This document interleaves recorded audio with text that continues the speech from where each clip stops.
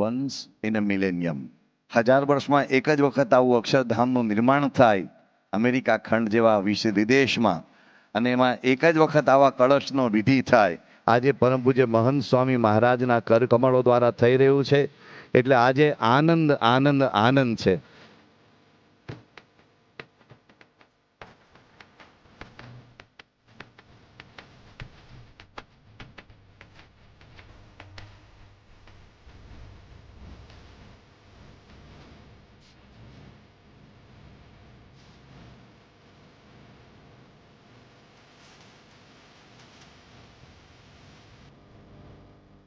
બોલો અક્ષરધામ મહોત્સવની, અક્ષરધામ મહોત્સવની, અક્ષરધામ મહોત્સવની.